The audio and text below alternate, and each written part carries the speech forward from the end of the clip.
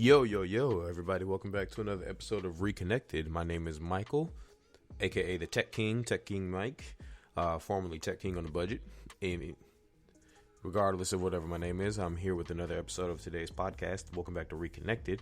And today what I wanted to talk to you guys about is the Galaxy Note 10. Now, we have a lot of leaks and rumors surrounding the Galaxy Note 10 that are coming out, and the device is scheduled to be unveiled by Samsung on August 7th. And it's going to be in New York City, and we're looking forward to seeing what they're going to put out this year. We have, like I said, we have so many leaks and rumors that are out about the device, and kind of just want to touch base with you guys about what we know so far, what we don't know, and it's just really interesting to see what Samsung's doing this year with the anniversary of their first major flagship. Now, if you guys want to take a little bit of a history of the Note came out years ago. And when it debuted, it was the first phone with a 5+ inch screen. Now, at the time, a lot of people, news outlets, media outlets, thought the phone was just outrageously big. Nobody saw the need for the pen. Everybody just kind of trashed and bashed the phone when it first debuted.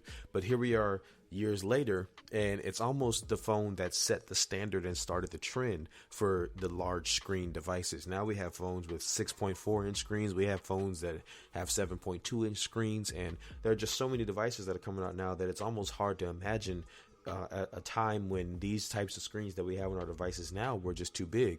I myself have an iPhone XS Max and a Huawei P30 Pro in front of me, both with 6+ inch screens, and this is just the normal for me now. So we've really come a long way in the last several years when it comes to how we look at our phones and the media that we consume on our phones. But I want to use that and tie into how I think the Note is losing its original luster. And I'm gonna give you guys several bullet points as to why I say that. And I'm gonna start off with number one: the Note is no longer the power user's dream phone. And that's just my opinion, but I'm going to tell you why I think so. I believe the Note used to be the power user's dream phone. You had the S Pen with different functionality with the device. You had micro SD card support, always top of the line. Whatever micro SD card was the largest at the time, the Note was always the one that could support it. You had storage inside of the phone, always had upgraded processor, upgraded RAM. The Note was always the phone that when it was released, it was the device that you knew, like, you could do pretty much any and everything with this phone. In addition to Samsung coming out with DeX a few years back, and the Note just really became the powerhouse phone that it was meant to be when it first debuted. Now, here we are in 2019, and the issue that we have is that now we have rumors that the Note is having the micro SD card support taken away. We have rumors that the headphone jack is being taken away. I myself am not a fan of the fact that the Note 9 last year had the iris scanner and the Face ID on the device, and this year we now have the Note coming out with just looks to be an RGB sensor. That's it.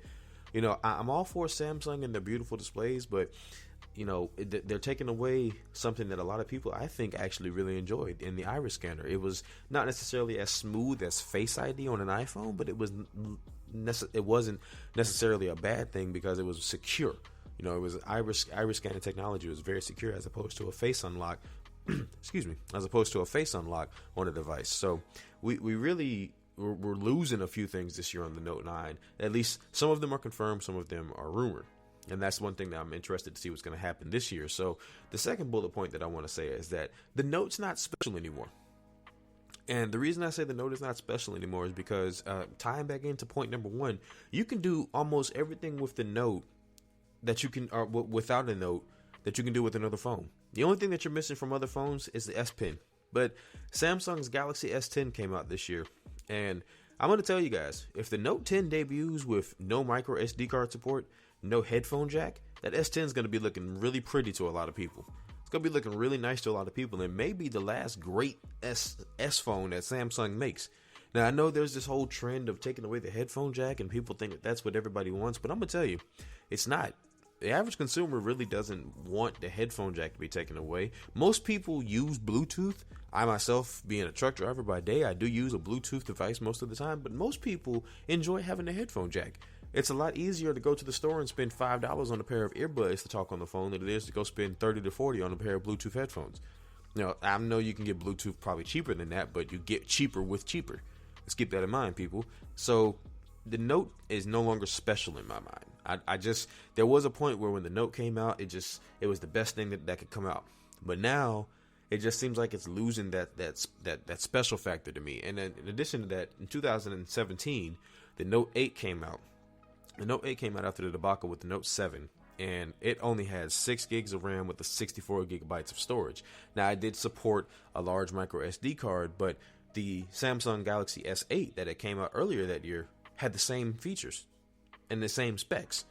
So there was no difference. Now this year, or last year, we had the S9 was released in March. The S9 Plus had the 6 gigs of RAM and 64 gigs of storage.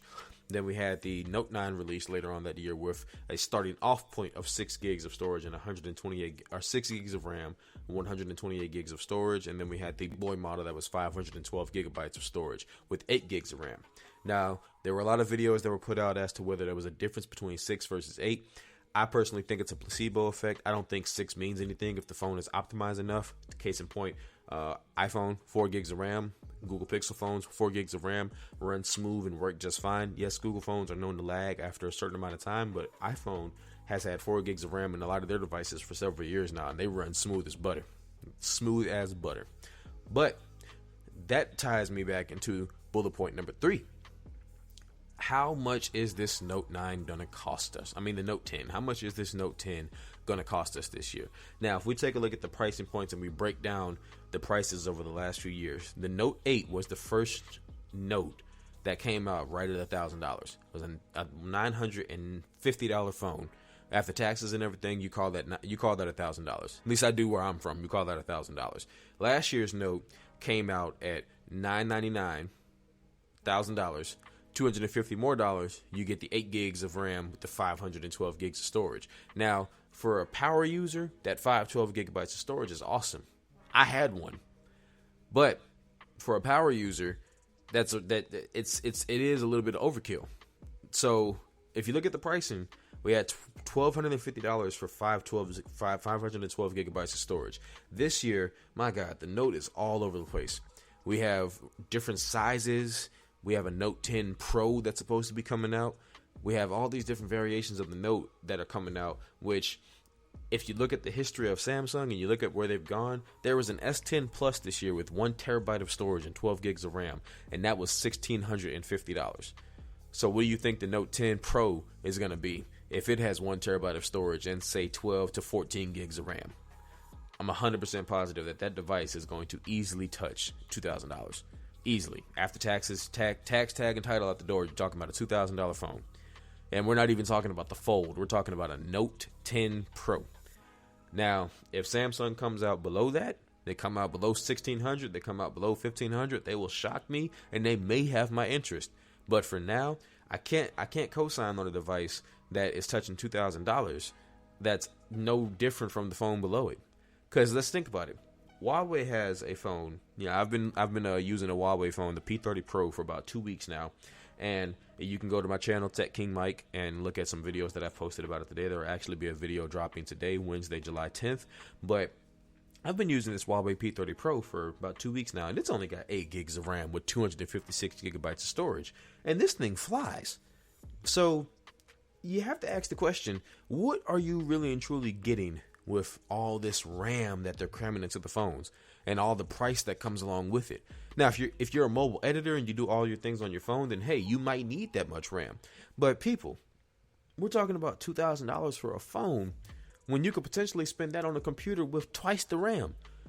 You're talking about spending $2,000 or $1,600 plus on a phone with 12 gigs of RAM and 1 terabyte of storage. I happen to know for a fact there's a Razer base model computer at Best Buy right now under $1,600 with 16 gigs of RAM, a 256 gigabyte SSD, and 2 terabytes of hard drive storage. It just doesn't make sense to me anymore. So all that ties me into the Note has become that ties me into bullet point number 4, which is the Note has become too commercial. The Note was a niche phone when it debuted.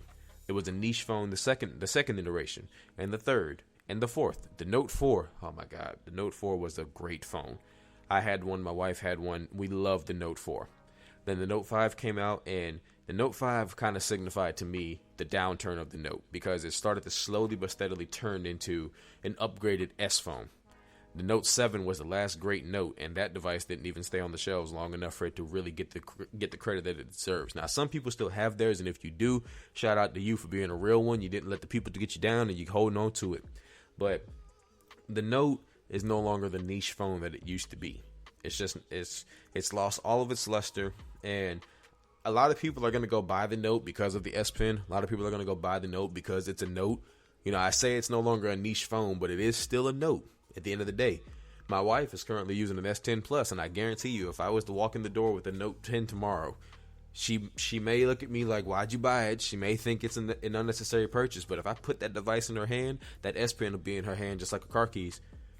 It is what it is. Some things, some habits are hard to break, and the Note 10 was that device or the Note was that device for her. But I'm gonna tell you, that leads me to bullet point number 5.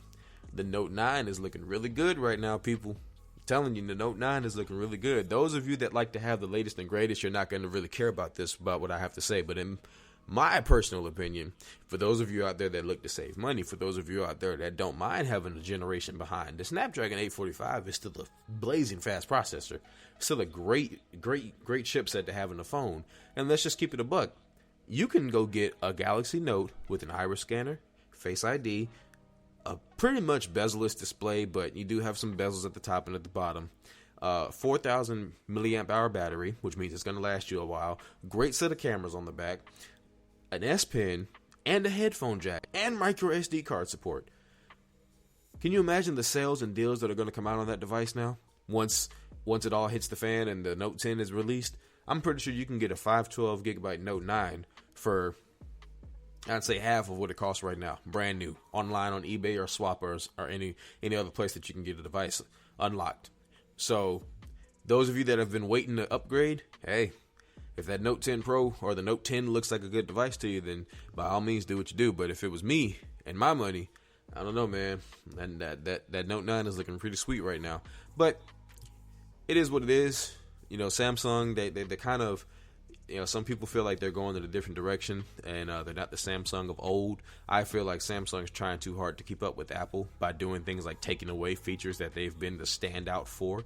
But it is what it is. We'll see what happens when the Note comes out. Like I said, there are a lot of leaks and a lot of rumors. So once it comes out, the release date for the device is not set yet, but the unpacked event is for August 7th. So we'll stay tuned August 7th. You guys know I'll definitely have an episode covering what we see there, and we'll go from there and see what happens. But I'm going to leave it there for you guys today. I hope you guys enjoyed listening. Make sure you check out my YouTube channel at Tech King Mike. Follow me on my social media at Tech King Mike. My name is Michael. Thank you for listening to another episode of Reconnected, and I will see you guys on the next one. Peace.